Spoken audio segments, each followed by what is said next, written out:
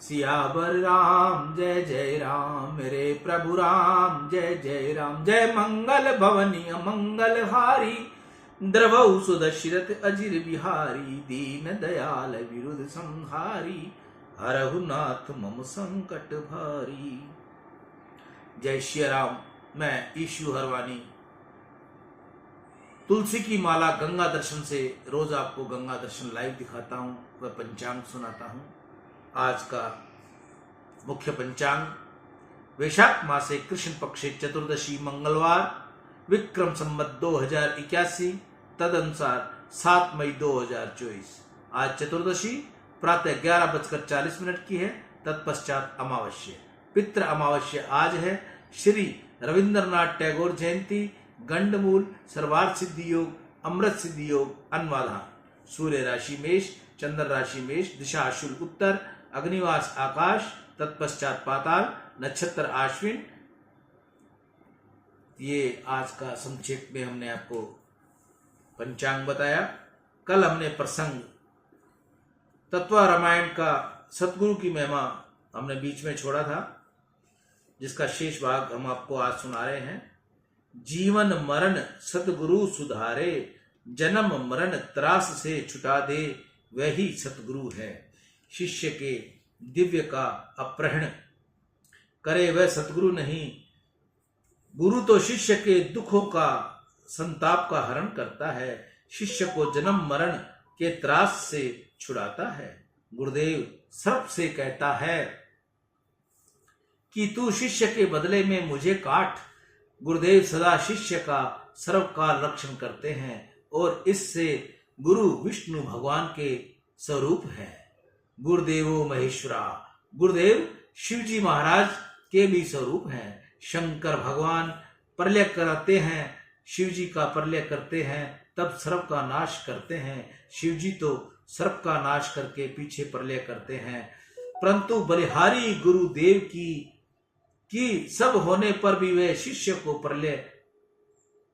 प्रलय बनाते हैं। सतगुरु जब शिष्य के माथे पर हाथ पधारते हैं, गुरुदेव जब कृपा करते हैं, तब शिष्य को सर्व की स्मृति कराते हैं। जगत होने पर भी शिष्य को जगत दिखाई देता नहीं, जगत होने पर भी सतगुरु प्रलय करते हैं। अरे सतगुरु श्रेष्ठ हैं कि शिवजी श्रेष्ठ, सतगुरु देव शिवजी के स्वरूप हैं।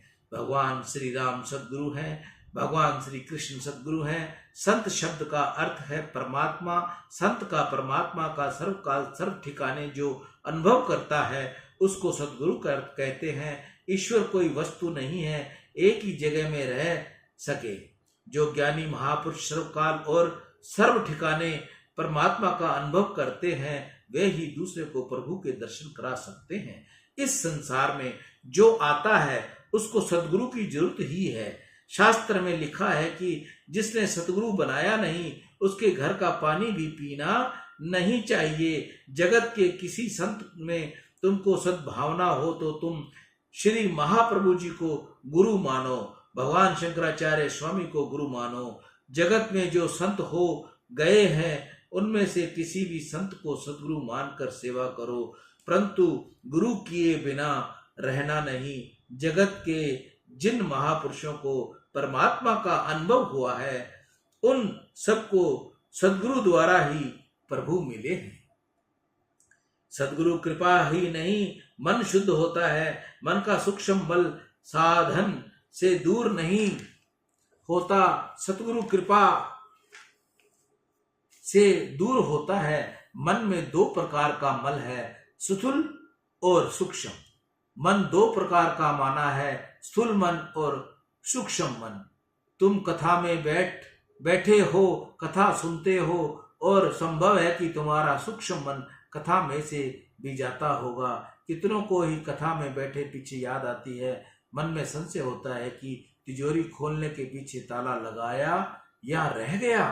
सूक्ष्म मन घर में गया और वहां कथा सुनते हैं, तब तो मन 2 प्रकार के हैं। तन जिसे स्थूल और सूक्ष्म है, जैसे मन भी स्थूल और सूक्ष्म है। स्थूल मन स्थूल शरीर के साथ होता है और सूक्ष्म मन जहां फंसा है वहीं रहता है। सदगुरु कृपा करे तो सूक्ष्म मन शुद्ध होता है, तुम जप करो, तीर्थ यात्रा करो, यज्ञ करो, दान करो, देव दर्शन करो, कथा सुनो। इन साधनों से तुम्हारा स्थूल मन शुद्ध होगा, परंतु सूक्ष्म मन तो सतगुरु कृपा करेंगे तो ही शुद्ध होगा। इसलिए सतगुरु की बहुत ही जरूरत है। कोई सिद्ध महापुरुष माथे पर हाथ रखे, कृपा करके अपनाए तो ही सूक्ष्म मन शुद्ध होता है। सतगुरु बगैर कल्याण नहीं। कोई सतगुरु के चरण का आश्रय लेता तो सतगुरु की कृपा होगी। सतगुरु कृपा करेंगे तो मन बुद्धि में रहने वाली वासना जाएगी, मन बुद्धि शुद्ध होगी। मन बुद्धि के अंदर मन का मल संत सेवा बगैर जाता नहीं। मन पर सत्संग का सेवा का अंकुश रखो। बुद्धि को किसी संत के चरणों में रखो।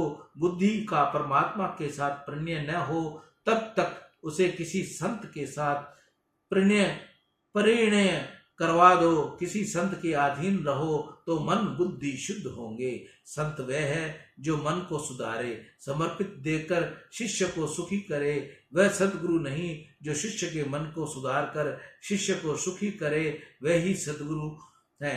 कितने ही लोग तो ऐसे बोलते हैं, महाराज मुझको आशीर्वाद दो जिससे मुझको लॉटरी में 50,000 रुपए मिले। कितने ही लोग साधु संत के पास कुछ लौलिक स्वार्थ रखकर ही जाते हैं। एक गांव में मैं गया था, तब एक भाई मुझसे पूछने आया कि महाराज मुझे कोई अंक बताओ, जो कुछ प्राप्त होगा उसे धर्मादि में व्यय करूंगा। मेरे भगवान ऐसे कोई भिखारी नहीं है इस प्रकार पाप करवा कर पैसा लें। आजकल तो लोग ऐसी आशा रखते हैं, महाराज के आशीर्वाद से मेरा यहाँ पुत्र आए और मुझे संपत्ति मिले। साधु संत के पास अलौकिक भाव से जो आता है उसे कुछ मिलता नहीं। सच्चा संत किसी दिवस भी संपत्ति संतति संसार सुख का आशीर्वाद देता ही नहीं, कारण कि ये जानते हैं कि अनेक जन्मों से जीव ये वस्तु प्राप्त करता ही आया है। संसार सुख अनेक जन्मों से भोगता ही आया है। इसको संपत्ति मिलेगी तो ये बहुत प्रसादी होगा, विलासी होगा, आलसी होगा, इसमें इसका कल्याण नहीं, अहित है। सतति संपत्ति संसार सुख के विषयानंद है। विषयानंद संत देते नहीं, संत तो भजनानंद देते हैं।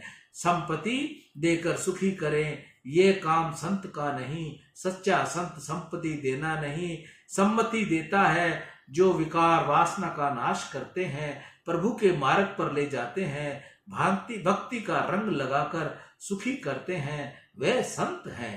जिनके संग में आने से तुम्हारे मन का संकल्प विकल्प, मन के विकार वासना का नाश हो, प्रभु में कुछ प्रेम जागे तो मानना कि ये संत है, सतगुरु है।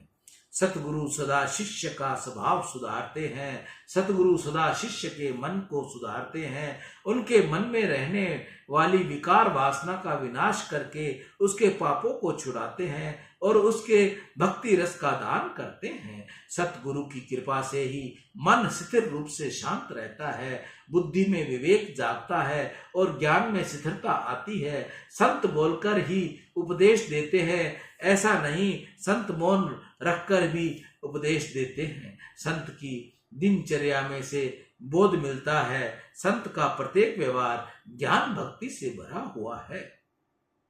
संसार में जो भी आता है उसको सतगुरु की जरूरत है। संसार में आने के पश्चात भगवान राम सतगुरु के चरण में बैठे हैं। भगवान श्री कृष्ण ने सांदीपन ऋषि के चरण पकड़े।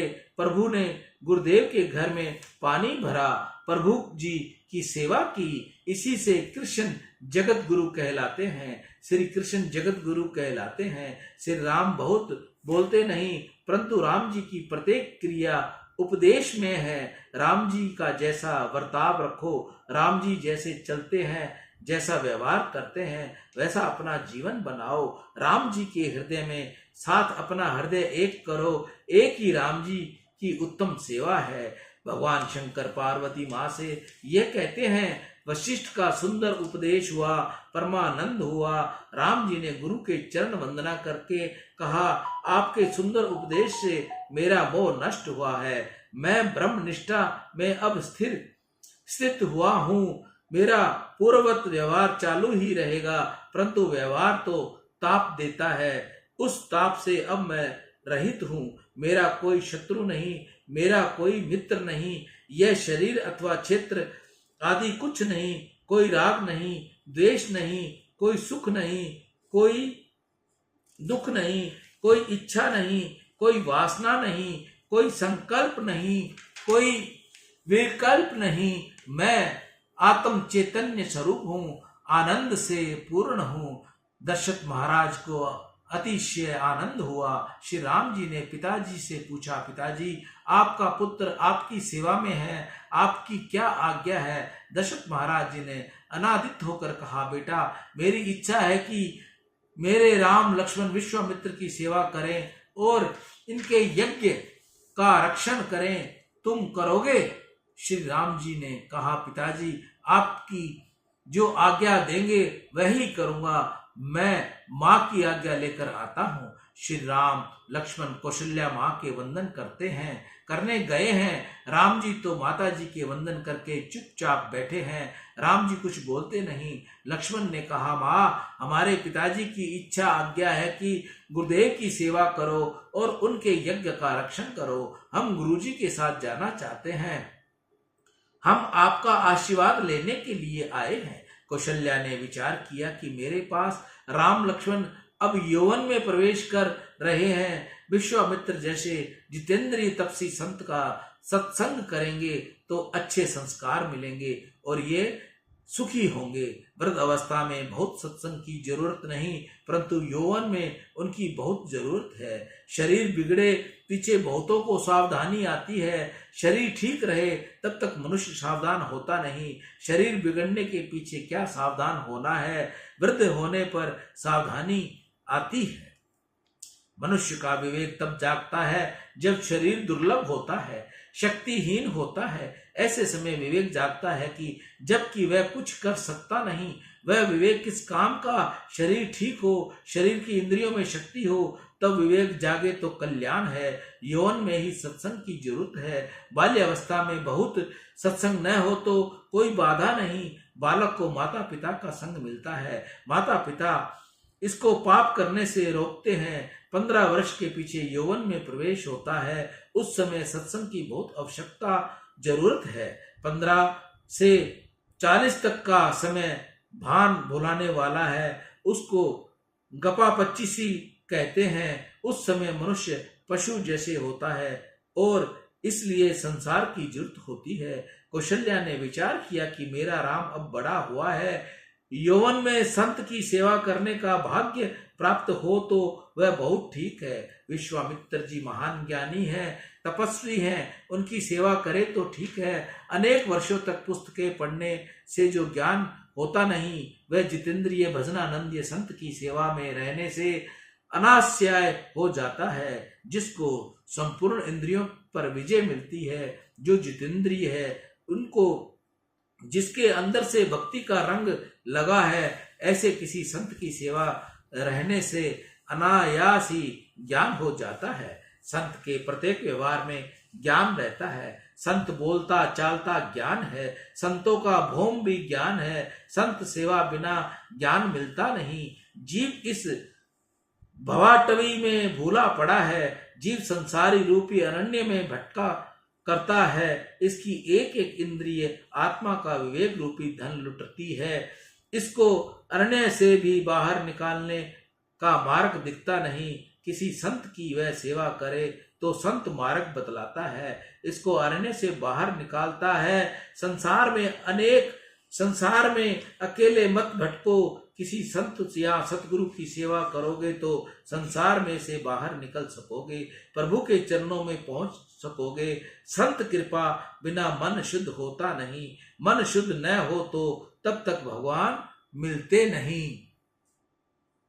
परमात्मा के दर्शन में विघ्न करने वाले 3 बाधक तत्व हैं, मल, विपेक्ष और आवारण।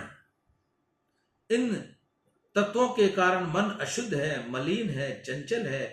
ये तत्व दूर हो तो मन शुद्ध हो, स्थिर हो और परमात्मा का साक्षात्कार हो। इस तीनों में से मल और विक्षेप ये दोनों जीव समय प्रयत्न करके अथवा साधन करके दूर कर तब आवरण का भंग माया रूपी पर्दे पर भंग सतगुरु करते हैं। अनेक साधन से अंतकरण सदा के लिए शुद्ध होता नहीं। साधन करो परंतु सतगुरु की कृपा बिना चलना नहीं।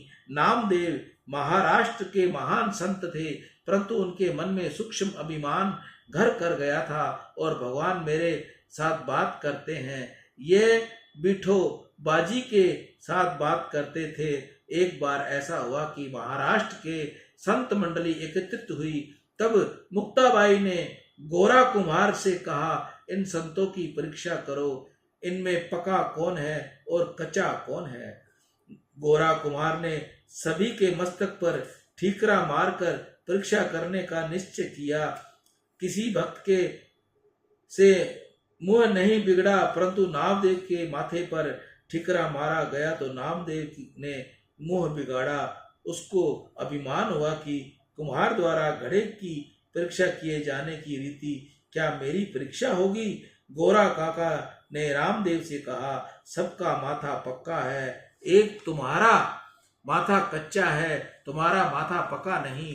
तुमको गुरु की आवश्यकता है, तुमने अभी तक व्यापक ब्रह्म का अनुभव किया नहीं। नामदेव ने बिठोबाजी से फरियाद की। बिठोबाजी ने कहा कि गोरा भक्त को कहते हैं वह सत्य है, तुम्हारा मस्तक कच्चा है। मंगल बेड़ा में मेरा एक भक्त बिसोबा खेचर है, उसके पास तू जाकर तू ज्ञान देगा। नामदेव जी ने बिसोबा खेचर के पास गए। उस समय बिसोबा शिवजी के मंदिर में बैठे थे। नामदेव महादेव जी के मंदिर में गए। वहां जाकर देखा कि बिसोबा खेचर शिवलिंग के ऊपर पैर रखकर सो रहे थे। बिसोबा को मालूम हो गया था कि नामदेव आ रहे हैं, इसलिए उनके ज्ञान चक्षु खोलने के लिए उन्होंने ऐसा काम किया था। नामदेव नाराज हुए। उन्होंने बिसोबा को शिवलिंग के ऊपर अपना पैर हटाने को कहा। बिसोबा ने कहा, तू ही मेरा पैर शिवलिंग के ऊपर से हटाकर किसी ऐसे स्थान पर रख जहां शिव जी न हो। नामदेव जहां बिसोबा का पैर रखने लगे वहीं शिव जी प्रकट होने लगे। समस्त मंदिर शिवलिंगों से भर गया। नामदेव को आश्चर्य हुआ। तब बिसोबा ने कहा, गोरा काका ने जो कहा था कि तेरी हाड़ी कच्ची है वह ठीक है, तुम्हें हर जगह ईश्वर दिखते नहीं, विठोबा सर्वत्र विराजे हुए हैं, तुम सब में ईश्वर को देख, भक्ति को ज्ञान के साथ भजो। नामदेव को सब में विठोबा जी दिखने लगे। नामदेव जी ने वहां से वापस आकर मार्ग में एक वृक्ष के नीचे खाने बैठे। वहां एक कुत्ता आया और रोटी उठाकर ले जाने लगा। तब नामदेव जी को कुत्ते में भी विठुल दिखते थे। रोटी रूखी थी। नामदेव जी घी की कटोरी लेकर कुत्ते के पीछे दौड़े। पुकार कर कहने लगे, विठल खड़े रहो, रोटी कोरी है, घी चुपड़ दूं। नामदेव जी को अब सच्चा ज्ञान प्राप्त हो चुका था। नामदेव जी जैसे संत को भी ज्ञान प्राप्त करने के लिए गुरु बनाना पड़ा। कौशल्या जी ने विचार किया कि राम अभी यौवन में प्रवेश कर रहे हैं, इस समय यह विश्वामित्र जी जैसे गुरु की सेवा करें, उनका सत्संग करें तो बहुत सुखी होंगे। कौशल्या जी को आनंद हुआ। उन्होंने श्री राम लक्ष्मण को आशीर्वाद दिया और कहा, तुम्हारे पिताजी जो आज्ञा है वही मेरी आज्ञा है।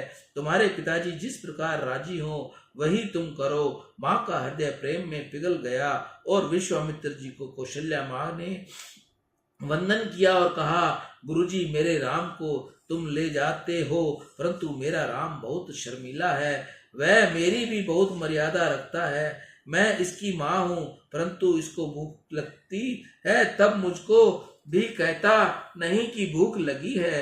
तुम मुझको भी तो मुझसे भी मांगता नहीं, तुम मेरे राम लक्ष्मण को ले जाते हो। मेरा लक्ष्मण छोटा है, रोज सवेरे मैं अपने राम लक्ष्मण को माखन मिश्री आरोग्य करवाती हूँ। इनको माखन मिश्री आरोगने की रोज की आदत है। विश्वामित्र ने कहा, माँ तुम जरा भी चिंता मत करना। आश्रम में तो बहुत सी गायें हैं, रोज माखन होता है। मैं याद रखकर राम लक्ष्मण को रोज माखन मिश्री दूंगा। सियावर राम जय जय राम, मेरे प्रभु राम जय जय राम। जय मंगल भवनी अमंगल हारी, द्रवहु सुदशरथ अजिर बिहारी। दीन दयाल विरुद्ध संहारी, हरहु नाथ मम संकट भारी। श्री सतगुरु की महिमा का प्रसंग यहाँ विश्राम लेता है। कल हम आपको श्री राम लक्ष्मण का पहरा, इसकी कथा सुनाएंगे। गंग सकल मुद मंगल मूला, सब सुख करने हर नहीं सब सूला। कही कही कोटि कथा प्रसंगा, राम बिलो कही गंग तरंगा। सचिव ही अनुज ही प्रिय ही सुनाही, विबुध नदी महिमा अधिकाई। मजनु कीन पथ शम गयहु, सुचि जल पियत मुदित मन भयहु। जोरि पानि वर मांगू एहि, सिया राम पद सहज स्नेही। अर्थ न धर्म न काम रुचि, गति न चहु निर्वाण। जन्म जन्म रति राम पद, यह वरदान नान। सीता राम चरण रति मोरे, अनुदिन बढ़हु अनुग्रह तोरे। घर बैठे, कोसों दूर बैठे, हजारों किलोमीटर दूर बैठे, घर बैठे अगर आप गंगा गंगा गंगा सच्चे हृदय से पुकारोगे, गंगा मैया आपके सब पाप क्षय कर देगी, आपको पापों से मुक्त कर देगी। सच्चे हृदय से पुकारने की जरूरत है, गंगा गंगा गंगा। मैं ईशु हरवानी तुलसी की माला गंगा दर्शन से रोज गंगा दर्शन लाइव आपको दिखाता हूं। जिस माता बहन को तुलसी की माला असली चाहिए वह ऑनलाइन मुझसे प्राप्त कर सकते हैं। ईशु हरवानी, हनुमानगढ़ टाउन, राजस्थान। राम।